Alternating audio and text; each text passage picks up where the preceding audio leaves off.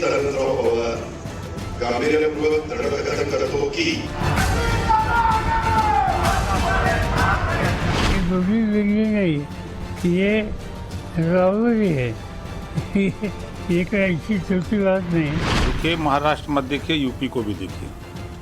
UP में भी बड़ा उठापटक होने जा रहा है। यूपी का नंबर आ सकता है, बिहार का नंबर आ सकता है।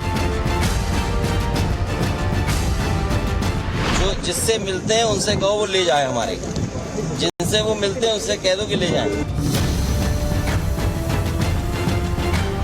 अस्थिरता का माहौल है, एक जनता दल यू के अंदर एक उदासी है, लोगों का अपना भविष्य अंधकार में दिखाई पड़ रहा है। उनको लग रहा है कि नीतीश कुमार के बाद क्या होगा। जरूर बहुत बड़ा टूटिन में होने वाला।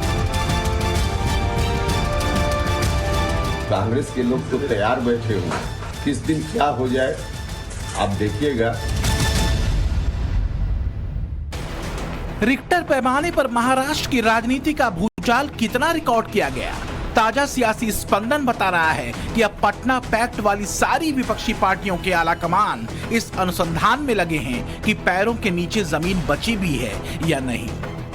तुम्हारे पांव के नीचे कोई जमीन नहीं। कमाल ये है कि फिर भी तुम्हें यकीन नहीं। चचा 2 महीने पहले रोटी पलटने की बात कर रहे थे और भतीजे ने 2 महीने बाद पूरी पार्टी पलट दी। लेकिन चिंता सिर्फ महाराष्ट्र की राजनीति के चाणक्य यानी चाचा शरद पवार के लिए नहीं है। अब तो महाराष्ट्र के पवार प्ले ने संकट में मोदी के खिलाफ नए बने महागठबंधन की समूची पार्टियों को डाल दिया है।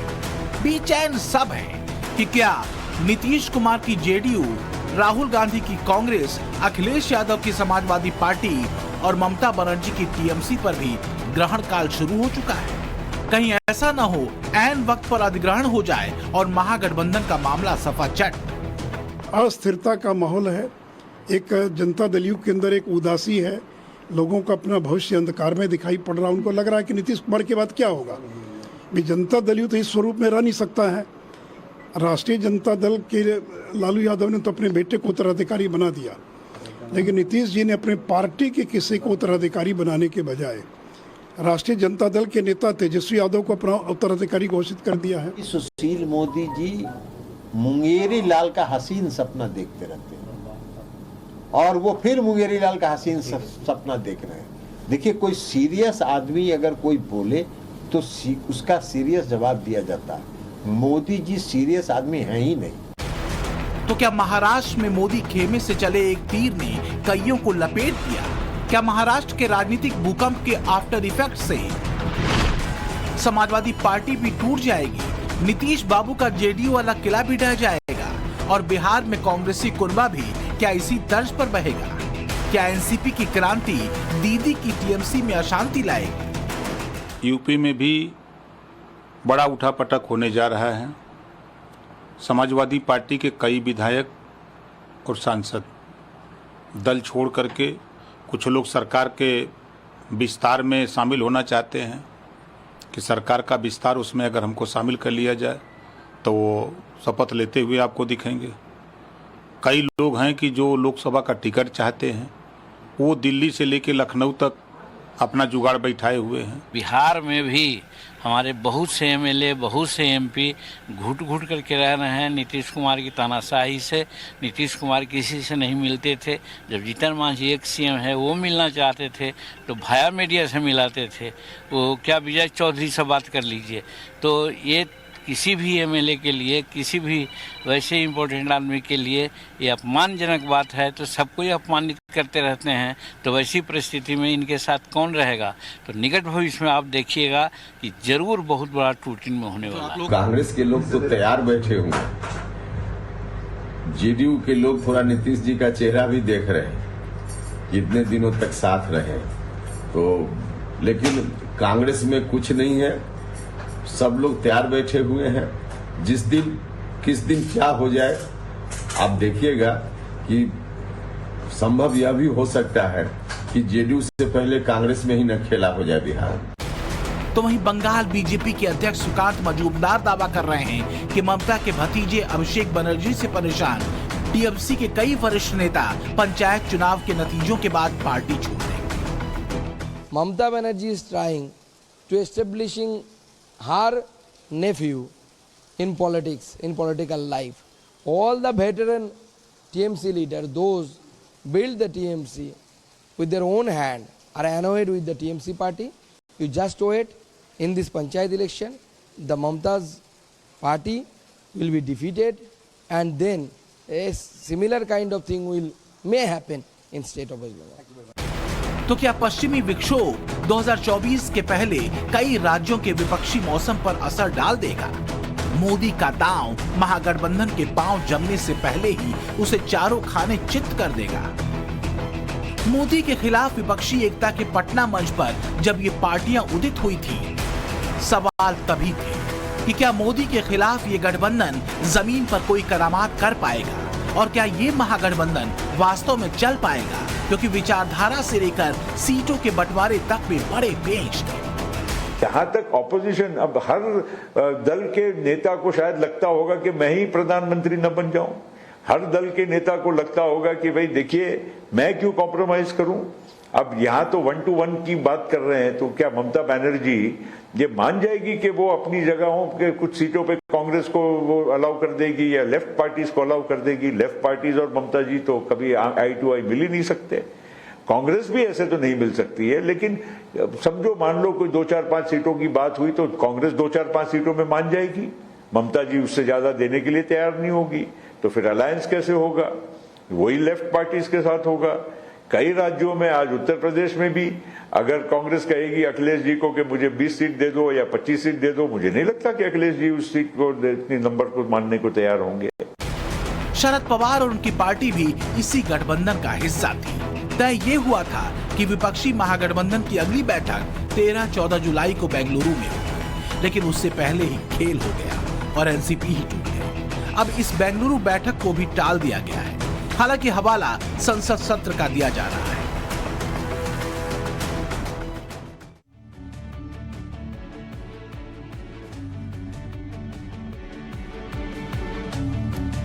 एनसीपी मोदी के खिलाफ विपक्षी महागठबंधन की धुरी समझी जा रही थी।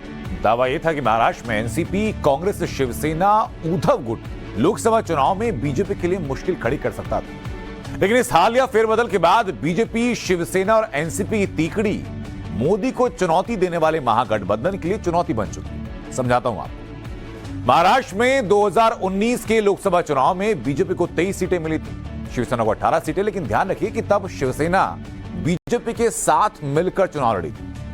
तो एनसीपी को 4 सीटों पर जीत मिली, जबकि कांग्रेस के हिस्से में महज 1 सीट आई। अब देखिए जरा कि उस वक्त वे वोट शेयर क्या था। 2019 में सबसे ज्यादा वोट शेयर था बीजेपी का 27% से कुछ ज्यादा। दूसरे नंबर पर थी शिवसेना लगभग 23.5%, जबकि एनसीपी को 15% से कुछ ज्यादा और कांग्रेस का वोट शेयर था लगभग 16% के आसपास। अब महाराष्ट्र में बीजेपी, शिवसेना, शिंदे गुट और एनसीपी की अगर महायुति बनी है तो इसके 3 बड़े इफेक्ट हैं। एक, विपक्षी एकता पर चोट, जिसे लेकर बीजेपी दावा कर रही है कि वास्तव में विपक्षी दलों में एक राय नहीं। दूसरा है लोकसभा से लेकर महाराष्ट्र विधानसभा और बीएमसी चुनाव पर असर, और तीसरा है शिवसेना के टूटने के बाद उद्धव के जाने पर हुए डैमेज को कंट्रोल करना। लेकिन बात सिर्फ महाराष्ट्र की नहीं, महाराष्ट्र का बड़ा उलटफेर कमजोर विपक्ष को लेकर बने परसेप्शन को और मजबूत करता है और इसका असर सीधे तौर पर ब्रांड मोदी पर होगा।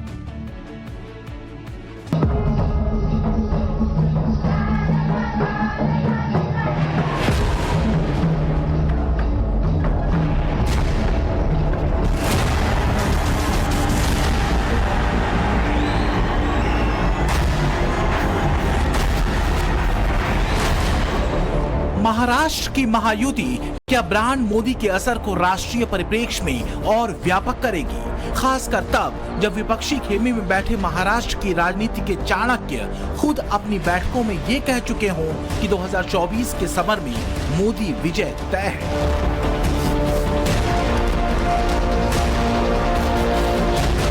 छगन भुजबल जी ने आज एक प्रेस कॉन्फ्रेंस में कहा कि शरद पवार जी कुछ ही दिन पहले अपनी इंटरनल मीटिंग में कहा था कि नरेंद्र मोदी ही 2024 में देश के प्रधानमंत्री बनेंगे। क्या ये सही है? Can you confirm this? देखिए, छगन भुजबल जी ने बात कही और ये बात भी सही है कि हम लोग कुछ ऐसे ही मतलब 10-15 वरिष्ठ लोग पवार साहब के साथ इनफॉर्मल चर्चा कर रहे थे और उसमें ये बात निकली ऐसे ही कि भाई 2024 में क्या होगा, नेशनल सिनेरियो में क्या होगा। तो उस वक्त उन्होंने जरूर जो छगन भुजबल जी ने बात कही वही बात को उन्होंने कहा था कि भाई लगता तो है ऐसा कि भाई 2024 में तो देश के जहां तक चुनाव आएंगे, राज्य की जो महाराष्ट्र की बात उन्होंने कहा कि एमवीए जरूर जीतेगी, लेकिन जहां तक दिल्ली का सवाल आता है तो अभी भी नरेंद्र मोदी वहां पर जीतेंगे और सरकार बनाए। राजनीति में जो दृश्य है उससे ज्यादा अहम है अदृश्य चालें और संकेत, और महागठबंधन के एक अहम दल ने महाराष्ट्र की महायुति का हिस्सा बनकर ये संकेत दे दिया है। और ये संकेत 2024 में विपक्षी एकता की मजबूत तस्वीर का दावा करने वालों के लिए शुभ तो नहीं है। जिन राज्यों में महाराष्ट्र के भूचाल के पोस्ट इफेक्ट दिखने के कयास लगाए जा रहे हैं उनमें महाराष्ट्र के अलावा उत्तर प्रदेश, बिहार, पश्चिम बंगाल अहम है। अगर इन राज्यों की कुल लोकसभा सीटों को देखें तो बिहार में 40 लोकसभा सीटें, महाराष्ट्र में 48, उत्तर प्रदेश में 80 और पश्चिम बंगाल में 42 लोकसभा सीटें। जाहिर है अगर इन राज्यों में महागठबंधन की पार्टियों के भीतर कोई टूट हुई तो इसका सीधा फायदा मोदी लहर को होगा।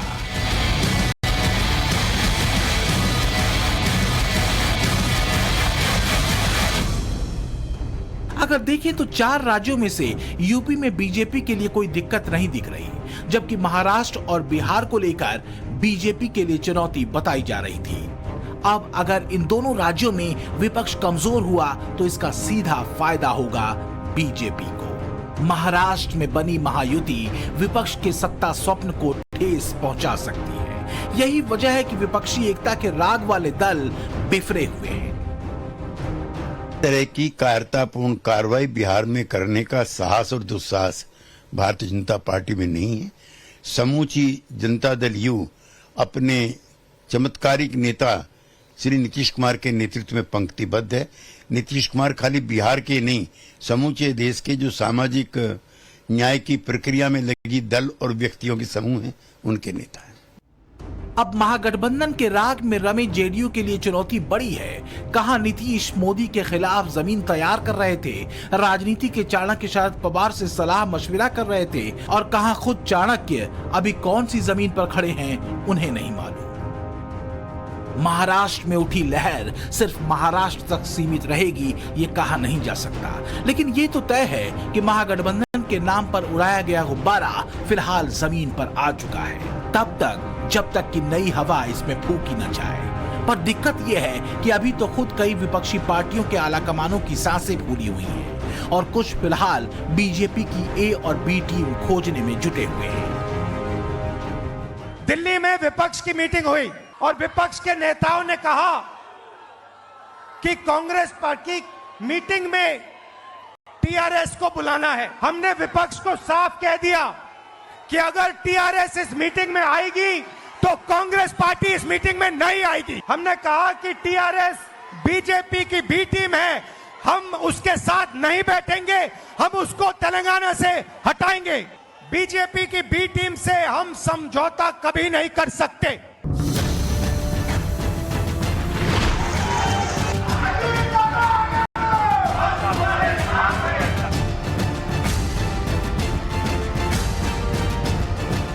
सच ये है कि खुद विपक्षी दलों को नहीं मालूम कि उनके भीतर कितनी ए और बी टीमें हैं। मुद्दा दरअसल उस भरोसे का है जो तमाम मोदी विरोध के बाद भी बेहद कन्विंसिंग साबित होता रहा है।